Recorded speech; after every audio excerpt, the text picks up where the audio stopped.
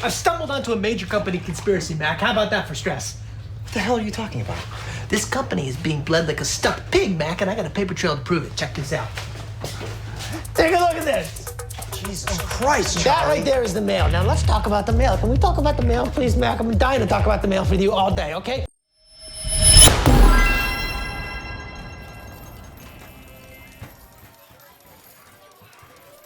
Hi guys, Harbs and Narbs here. Today we're going to be looking at a link between a book that we can find in Baldur's Gate 3 and the 5th edition adventure Tomb of Annihilation. There will be spoilers for the 5th edition adventure, so if you don't want to know anything about it, then please don't continue watching. This link can be found near the Harpy nest, but it isn't that obvious as the book which we need to find is kind of hidden. By the nest there doesn't appear to be a book. We can find a note actually in the nest but no book. Well, at least on mine the book isn't visible. If we press Alt we can see a book entitled Inscrutable Journal just under the nest, so let's have a read of it. We've followed Musharib's instructions so far, but something feels odd. We've encountered no creatures along the way, only alien noises from all directions. Sleep of ages, and the muck on my boots has hardened into a permanent feature. Hopefully we find... Lost more hair this morning. I knew there were side effects to coming back, but I didn't expect it to be so... Asarak. I hear him laughing. The lamentations of the Amuans droning like a chorus. What is the purpose of this hellhole? He speaks through the walls, the ceiling, the floor. Is he the tomb? Is he... On the last legible page is a crudely drawn charcoal outline of a bearded devil's face, its mouth agape in a silent scream. So, I will dissect this journal, but first a little bit of background on what Tomb of Annihilation is. The basic synopsis of Tomb of Annihilation is that there is a death curse that causes those who have been raised from the dead to grow weaker and die. This is only affecting those that have been previously raised from the dead. It isn't referring to undeath here necessarily, which is different. For example, this death curse would likely affect us when we are raised from the dead by the talkative skeleton, for example. The adventurers need to destroy this death curse, and so they head over to the jungles of Chult in order to destroy the artifact that is causing this, an item called the Soulmonger. Some liches around the world, including Saz Tam, are also interested in destroying the Soulmonger as it prevents him from trapping his own souls, as the Soulmonger is stealing every soul across the world.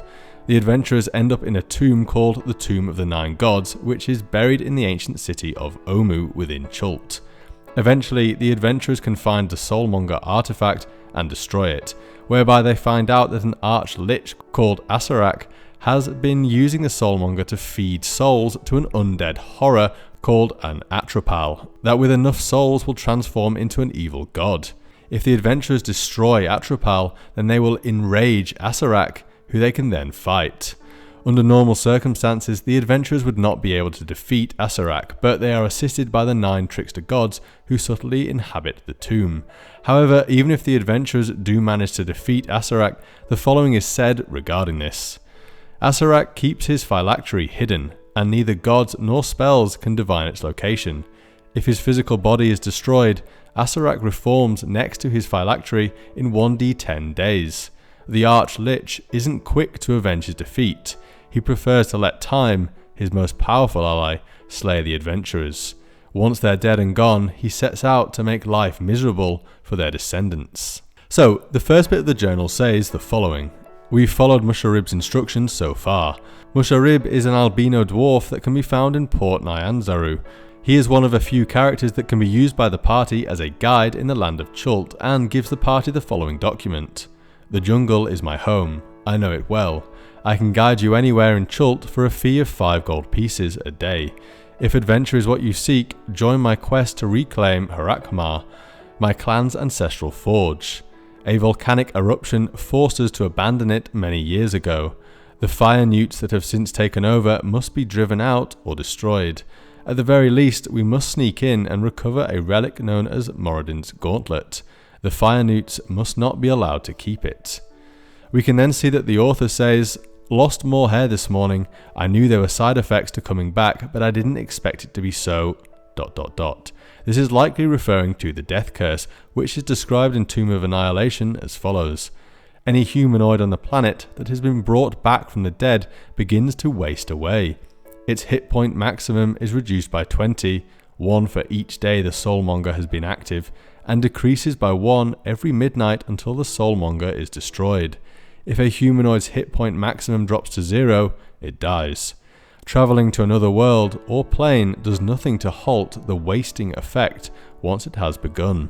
The journal then goes on to say, Asarak, I hear him laughing, the lamentations of the Amuans droning like a chorus. What is the purpose of this hellhole? He speaks through the walls, the ceiling, the floor. Is he the tomb? Is he... ... Well, the first bit which is cut off is clearly referring to Asarak, the lich that I spoke about earlier.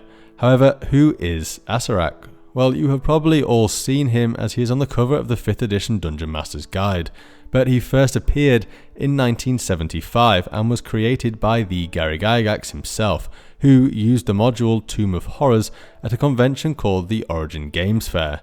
The adventure wasn't officially published until 1978, and it was set in the world of Greyhawk, showing that Asarak is likely originally from Oath. The adventure has been repurposed for 5th edition and can be found in Tales from the Yawning Portal, where it suggests tying in Asarak to ancient Netheril, but let's not get started on that. It isn't exactly 100% clear what Asarak was before he became a lich. In the Return to the Tomb of Horrors 1998, the following is said: The Baldur, a true Tenari, called Tarnem, is held imprisoned in this chamber through powerful Dwemmers, and Asarak's knowledge of its true name, Mars Geldur. Asarak discovered the name because it was a requirement of his particular ritual of transformation from Cambion to Lich. He needed to know his supernatural father. Tarnhem's ravishment of a human female engendered the half-Tenari child whom his mother named Asarak. However, in the 5th edition Tales from the Yawning Portal, it says this: Ages ago, a human wizard/cleric of surpassing evil took the steps necessary to preserve his life force beyond the centuries he had already lived, and this creature became the lich known as Asarak. The author of the journal seems to think that Asarak is the tomb, as if he has some kind of symbiotic relationship with it, due to him speaking through the walls. Well, he does have a great deal of control over the tomb, as it was created for him. The following is said in Tomb of Annihilation. After Asarak murdered Omu's gods, he enslaved the Amuans and forced them to carve a grand tomb under one of the cliffs surrounding the city. The Arch-Lich devised brutal trials for each burial chamber, and sprinkled riddles and illusions throughout to deceive intruders. When the building work was done, he fed his slaves into the death trap to test its efficacy.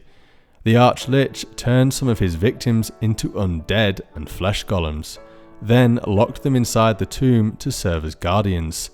Asarak then resumed his wanderings. The Amuans are also mentioned in this journal as droning like a chorus. The Amuans were the original citizens of the city of Omu before becoming slaves to Asarak.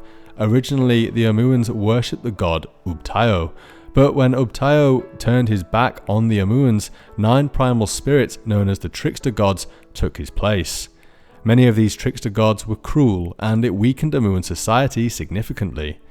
Asarak took advantage of this and had his dungeon built under the city, where he then killed the 9 Trickster Gods and imprisoned their spirits. Finally, the journal says the following: On the last legible page is a crudely drawn charcoal outline of a bearded devil's face, its mouth agape in a silent scream.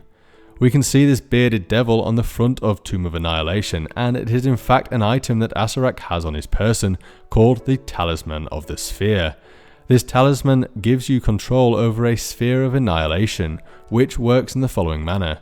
This 2-foot black sphere is a hole in the multiverse, hovering in space and stabilized by a magical field surrounding it. The sphere obliterates all matter it passes through and all matter that passes through it. So pretty powerful indeed. Anyway, thanks for watching guys. If you enjoyed this video, then do please give me a like and subscribe, and I'll see you next time. Bye!